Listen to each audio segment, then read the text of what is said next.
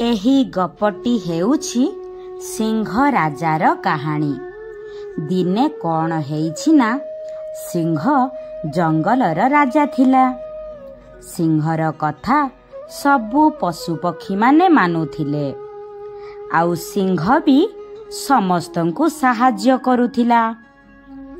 ଏମିତି କିଛି ଦିନ ଗଲା ପରେ ଥରେ କ'ଣ ହେଇଛି ନା, ସିଂହକୁ ବହୁତ ଜୋରରେ ଭୋକ ଲାଗୁଥିଲା।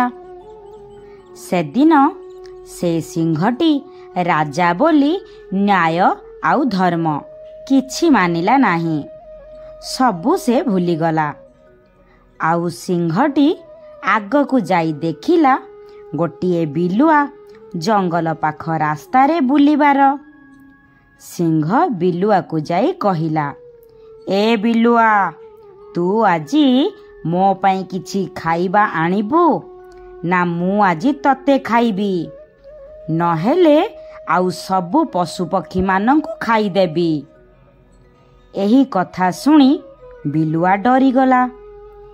ବିଲୁଆଟି ଜଙ୍ଗଲ ଭିତରକୁ ଦୌଡ଼ିଲା ସିଂହ ପାଇଁ ଖାଦ୍ୟ ଆଣିବାକୁ। ବିଲୁଆଟି କିଛି ବାଟ ଯାଇ ଦେଖିଲା ଗୋଟେ ଗଧଟି ଠିଆ ହୋଇଛି। ବିଲୁଆଟି ଗଧ ପାଖକୁ ଗଲା ଆଉ ଗଧକୁ କହିଲା, ଆରେ ଗଧ ଭାଇ, ତମେ ଏଠି କ'ଣ କରୁଛ? ମିଠା କାହିଁ?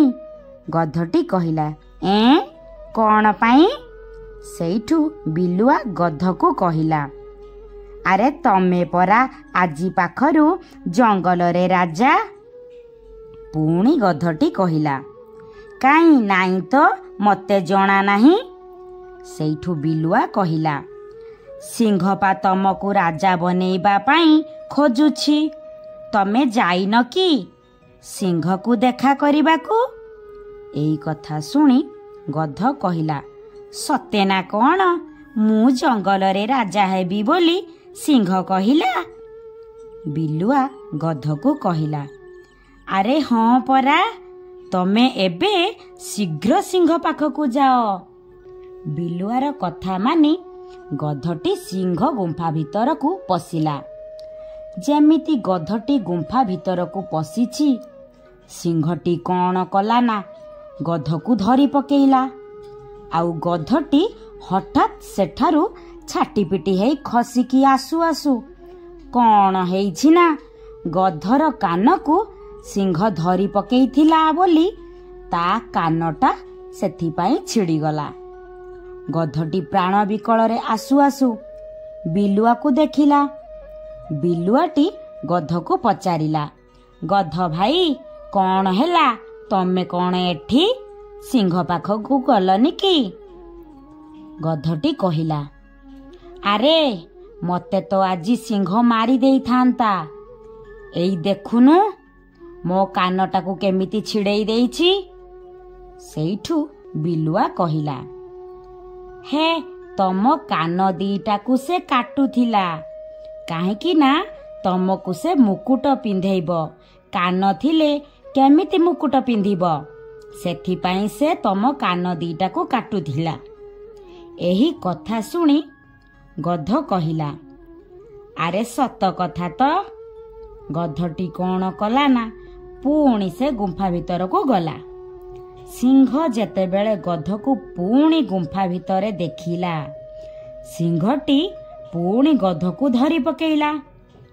ଗଧଟି ଛାଟିପିଟି ହେଇ ଖସିକି ଯାଉ ଯାଉ ସିଂହ କ'ଣ କଲା ନା, ଗଧର ଲାଞ୍ଜକୁ ଧରି ପକେଇଲା। ତା ଲାଙ୍ଗୁଡ଼ଟା ଛିଡ଼ିଗଲା। ଗଧଟି ପ୍ରାଣ ବଞ୍ଚାଇ ପୁଣି ଯାଉ ଯାଉ ବାଟରେ ବିଲୁଆକୁ ପୁଣି ଦେଖିଲା। ବିଲୁଆ ଗଧକୁ କହିଲା, ପୁଣି କ'ଣ ହେଲା? ଗଧଟି ବିଲୁଆକୁ କହିଲା, ଆରେ ତୁ ମୋତେ ମିଛ କହୁଛୁ। ଏଇ ଦେଖ, ସିଂହ ମୋ ଲାଙ୍ଗୁଡ଼କୁ ଛିଡ଼େଇ ଦେଇଛି। ଏଇ କଥା ଶୁଣି ବିଲୁଆ କହିଲା, ଆରେ ରାଜ ସିଂହାସନରେ କେମିତି ବସିବ? ସେଥିପାଇଁ ସେ ତମ ଲାଙ୍ଗୁଡ଼କୁ କାଟୁଥିଲା। ଗଧଟି ବିଲୁଆର ଏଇ କଥା ଶୁଣି କହିଲା, ଆରେ ହଁ ତ, ସତ କଥା। ତାପରେ ପୁଣି गधटी सिंह रहुथिबा गुंफा पाखकू गला। आउ एथर सिंह पूरा चालाक हो जाइतिला। सिंहटी कौन कला ना एथर गधर तंटी को धरी पकेइला। आउ शेषरे गधटीर जीवन चलीगला। एई गपटिरू आमे शिखिले काहारी चतुर एवं लोभनीय कथारे पड़ी निज जीवन को विपदरे पकाइबा उचित नुहे। दुख समय रे समस्ते हाथ छाड़ी दियंती आउ खुशी समय रे समस्ते हाथ बढ़ाइबा को चली आसंती। सेथिपाई तो सबटिए गला बेले समस्ते पछरे चलंती आउ बरजात्री गला बेले समस्ते आगरे चलंती। एही भली सुंदर सुंदर वीडियो देखिबा पाई आम RR एंटरटेनमेंट चैनल को सब्सक्राइब करिवे आउ लाइक शेयर कमेंट करिदेबे। रहुछि नमस्कार। जय जगन्नाथ।